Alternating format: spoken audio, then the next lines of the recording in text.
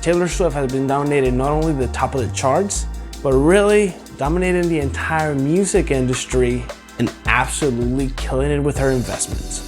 To her benefit, it'd be quite an understatement for her not to own her master tracks. For those of you that don't know what a master track is, essentially is the first copy of your actual album. The one copy where all the other copies are made from.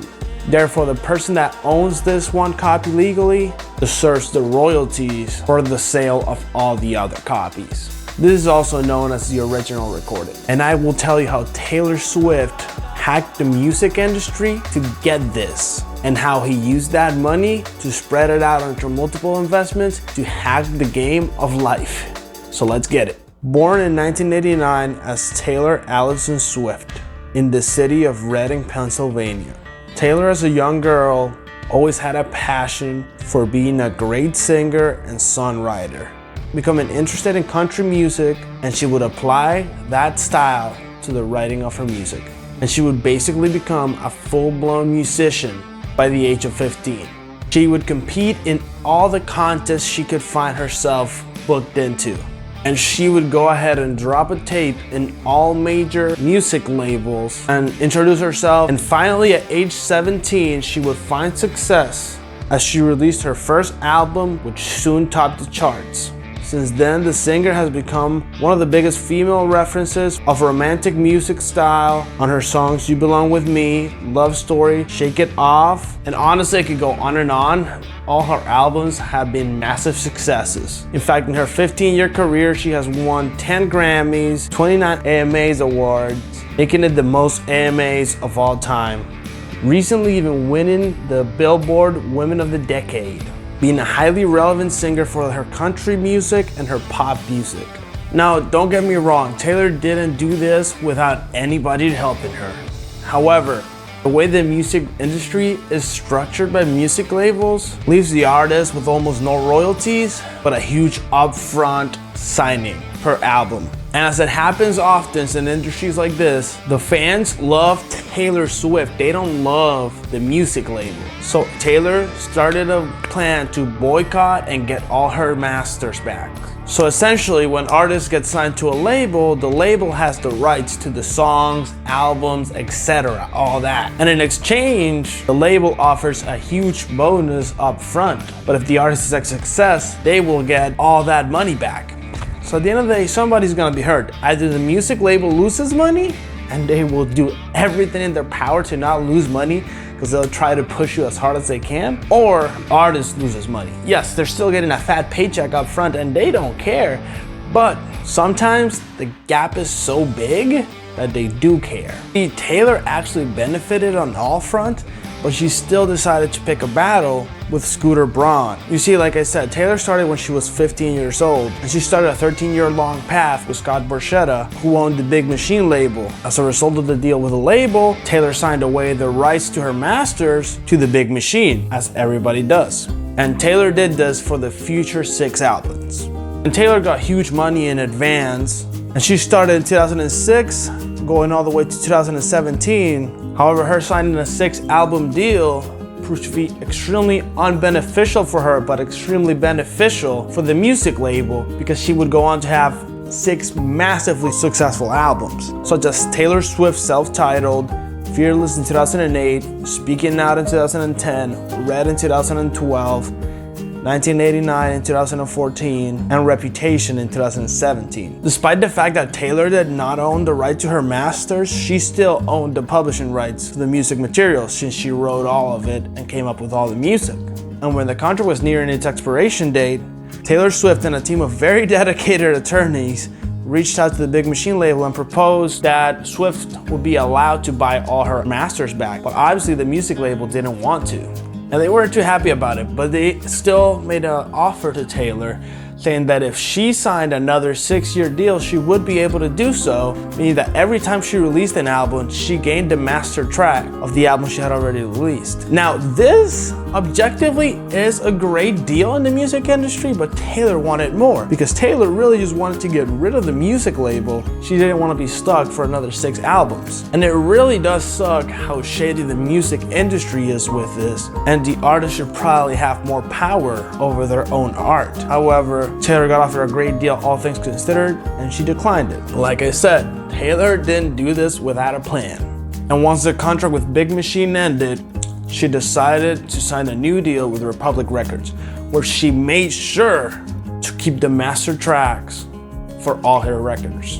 And this started with her new album, Lover, that came out in 2019, which would go on to become one of the most popular pandemic albums. But where does Scooter Braun come in? Well, Scooter Braun would go on to buy the masters of Taylor Swift. And this wasn't the first time they were meeting. Taylor actually accuses Scooter Braun of bullying her throughout her entire career. Taylor even saying, "Now Scooter has stripped me of my life's work that I wasn't given an opportunity to buy. Essentially, my musical legacy is about to lie in the hands of someone that tried to dismantle it." Now, I'm trying to be as objective as possible, and on the internet you can go and you'll find documents that support both sides, and it really is just a huge toxic environment that I do not want to dive into this video.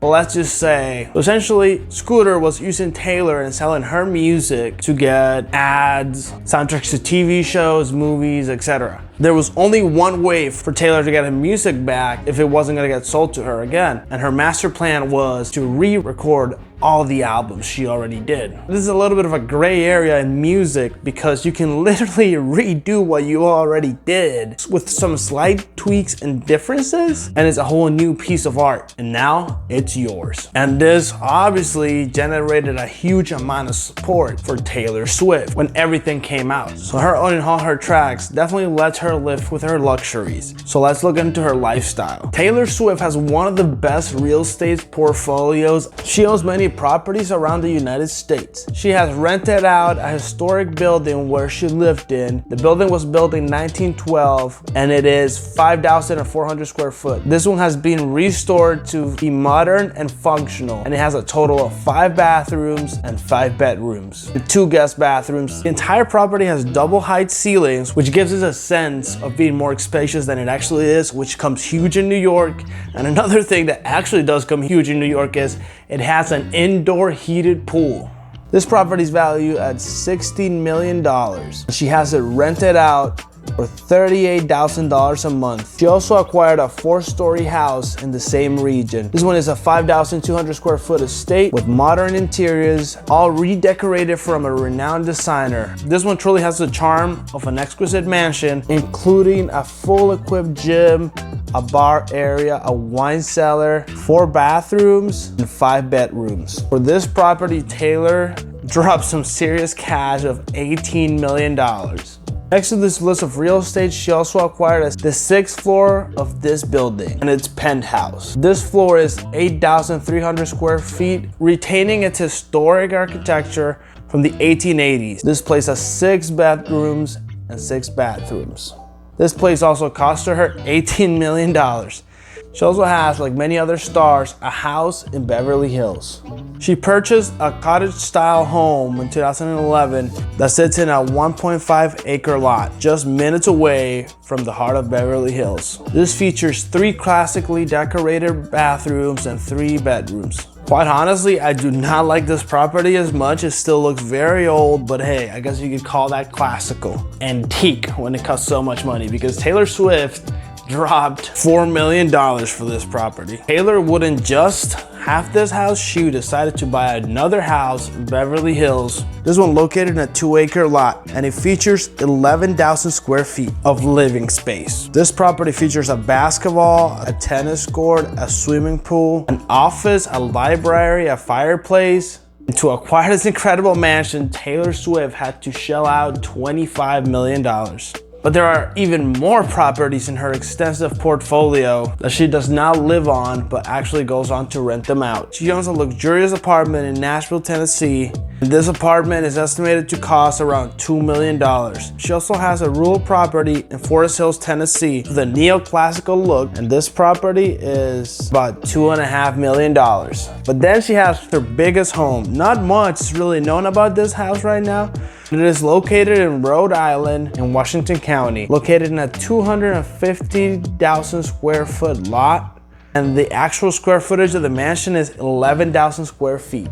The house is at the top of the hill, right next to the ocean, and not really more is known about this property other than she had a huge inflatable in there. She had a huge inflatable to play with her friends and family for a while. She paid $18 million for this property. When it comes to cars, Taylor Swift has a $60,000 Hummer H2. She has another $60,000 Toyota Sequoia. She has an $80,000 Cadillac Escalade. She has a Porsche 911, which is $90,000. And she has a Mercedes Maybach S560, a luxury car that can cost up to $140,000. She also owns not one, but two private jets at the same time. One of them being a Dassault Falcon 50 model, which can comfortably carry 9 passengers, and it was acquired in 2012.